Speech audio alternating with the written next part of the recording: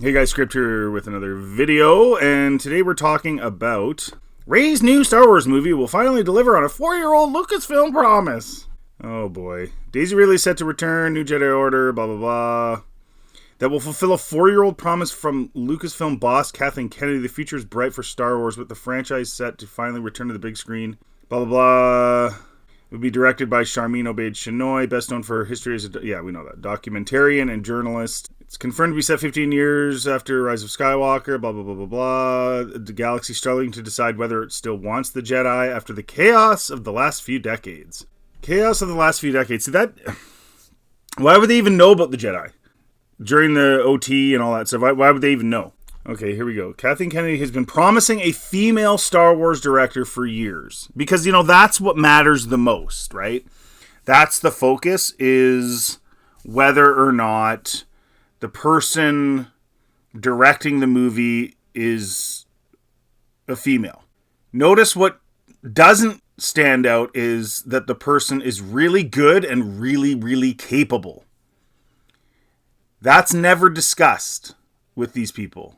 It's just, is it female? Is it a person of color? Is it a gay person? Is it a whatever, queer person? That's, never do they discuss the person's qualifications, their ability.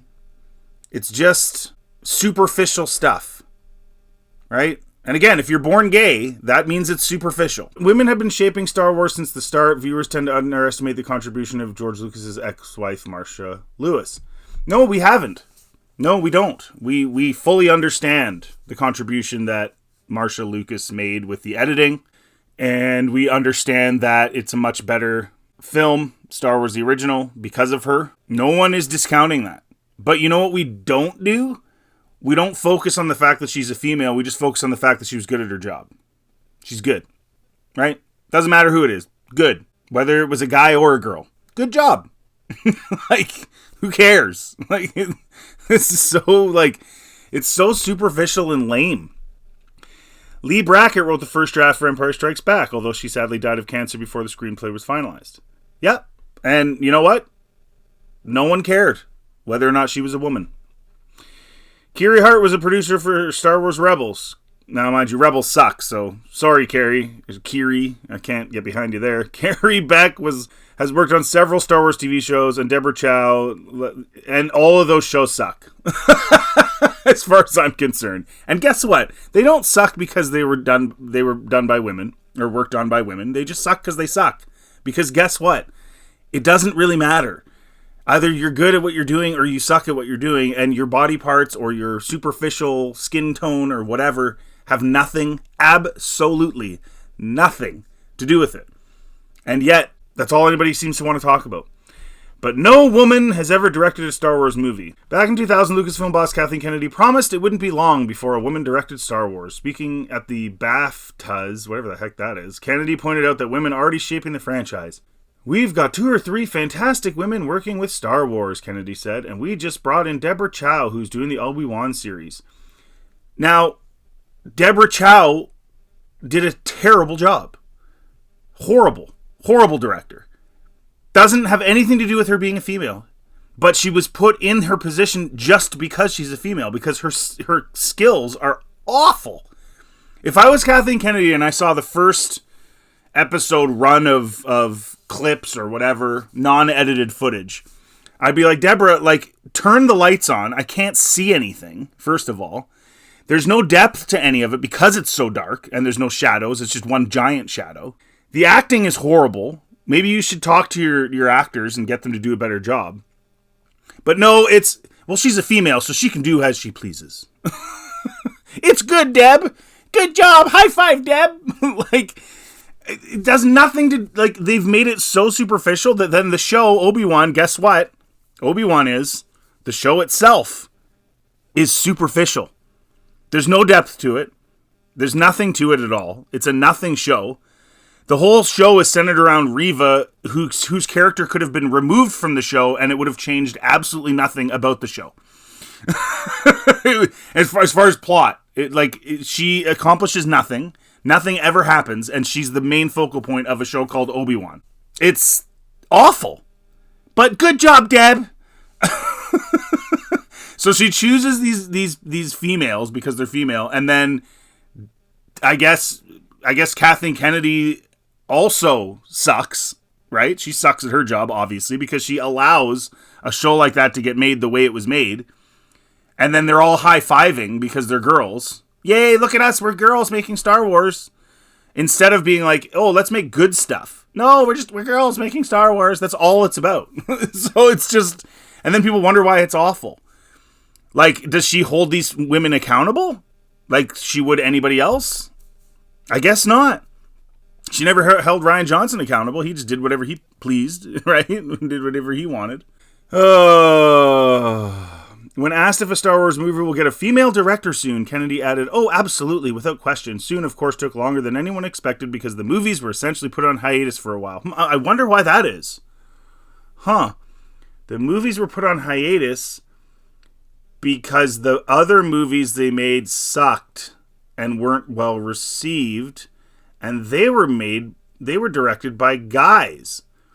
Almost as if the sex of the person doesn't matter, and it matters whether they do a good job or not. Wow, what a concept. It's not unusual to see the push for diversity behind the camera reduced to some sort of tick box exercise. That's what it is, though. That completely fails to understand the point, though. There's a crucial reason diversity is good in this kind of situation. It's because although Star Wars is principally George Lucas's baby, the fan base and the franchise have always been so much bigger than white men. Wow. Wow. Because that's what it's about. It's about the fact that George is white. It's because Kurtzman was white. That's the focal point. It's not because George Lucas created a really cool universe and made movies people love. It's because he's white. Are we over this yet, guys? Like the fact that they still think we're in this mindset. Like, this has passed. This was a 15-year fad that is ending very clearly. If you've seen they're now making a Barbarella movie with Sydney Sweeney. If you saw the roast of Tom Brady, Victoria's Secret is coming back now finally since 2019. The diversity push thing and all these fake movements like, it's the first Chinese action star. No, this has been done. It's the first female action star. Remember Jennifer Lawrence? No, we all know that's fake. All of these causes that they've been fake fighting that already got fought 40 years ago, no one's falling for it anymore. So no one's going to go watch your Rey movie just because a female is directing it. And George Lucas being white has nothing to do with anything. That's just his skin tone. He was born with white skin. It's a superficial thing. His whiteness isn't why Star Wars was successful. In fact, Star Wars, for all intents and purposes, should have been a failure because the studios had no interest in it. So it wasn't like they were like, "Oh, you're white, George? Oh, handshake. Yes, we are going to support your movie." That's not what happened. He walked in, they looked at his movie, they looked at his white skin, they didn't care about his white skin, and they said, "No, we're not interested in your stupid Star Wars movie." That's literally what happened. These people think that this all happens because of skin tone.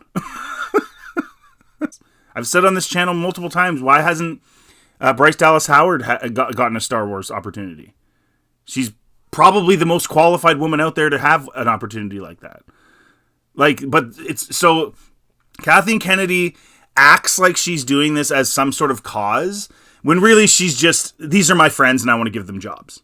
They're not qualified. Leslie Headland's not qualified, but she's my friend, so I want to give her a job. But I'm going to come out in the media and say it's because she's a woman. No, it's just because she's your friend. All these people are just your friends. Rian Johnson's just your friend. So you let him have carte blanche and do whatever he wants and ruined Star Wars, essentially. That's where the beginning of the end started. Because he's your friend. And then she twists it and makes idiots like Screen Rant and all these people think that it's because she cares about diversity. No, they're just her friends. Shinoy is just her friend, right? So she's hiring her friend who's totally not qualified to be doing Star Wars. And that's all it is. Because there are females far more qualified that she has never spoken with.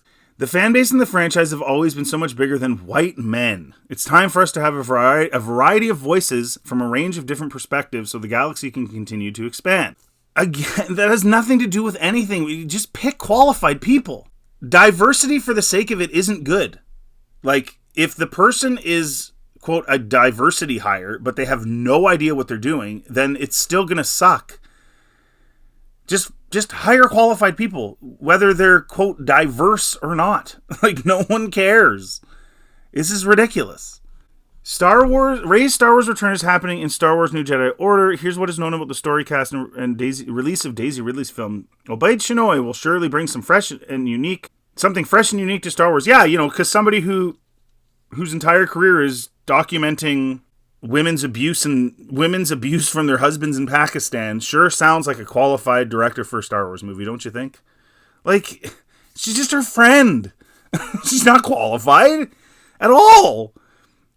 It's not just the fact that she's a woman. Her cultural and cinematic background is different as well, and this presumably informs a pitch so fresh that it drew Ridley back to Star Wars. No, that's fake. That is a lie.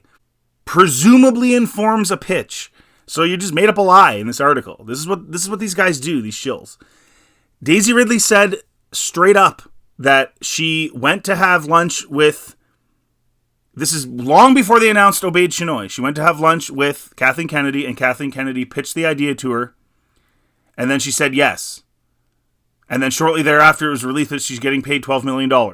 So I'm sure what happened was, hey, do you want to do another Star Wars movie? Not really, because she said that. I don't really want to. And she even said in an interview, oh no, I think The Rise of Skywalker has tied a bow on it. Maybe I'd come back in 10 years, but I doubt it.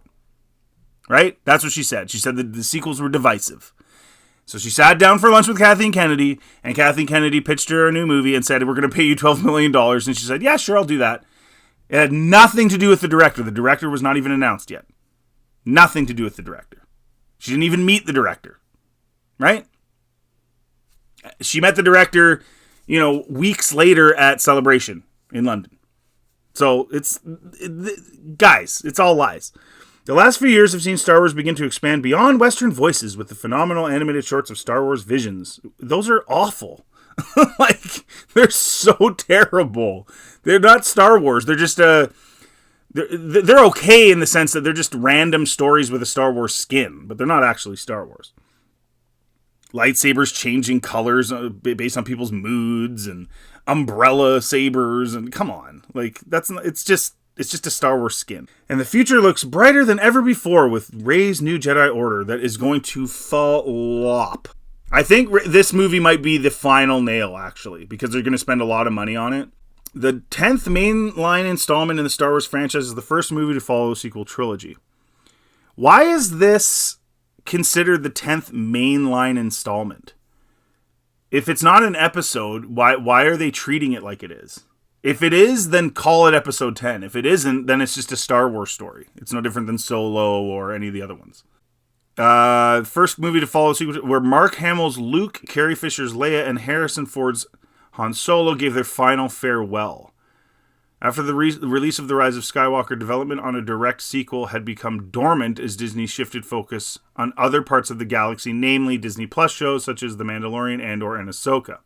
However, a movie starring Daisy Ridley as Rey Skywalker was officially announced at Star Wars Celebration in 2023. Okay, like, at the end of the day, no one cares. And the media better get on board here, because no one's buying this crap anymore. No one is excited about somebody getting a position just because of something superficial, like their sex or their gender or whatever, or their skin color or whatever. This ship is done. It's past. It's over. Your 15 years of claiming that you're fighting causes that were fought 40, 50 years ago is over. And when you're failing, there's always the cause, right? It's the same when government, right? When a government is failing its citizens, their claim is that, oh, but we're fighting this cause, right? Of diversity or this or that or whatever. And it's always a superficial laden cause. There's never any depth to it. And the same thing you're seeing that in Hollywood, like replete in Hollywood, is this idea that, oh, we're fighting causes, but they're failing and they're losing money and they're putting out garbage content, but we're fighting causes. And I don't think, you guys let me know in the comment section, do you or your friends or people you know, are they falling for this anymore? That the cause somehow supersedes the product or the end result? I don't think people are falling for it anymore. I know they're not in my life, in my circles. They're certainly not. They haven't been for a long time. So anyways, let me know in the comment section what you think. And do you think that Shinoy is qualified to be directing a Star Wars movie? And do you think that this is going to bomb?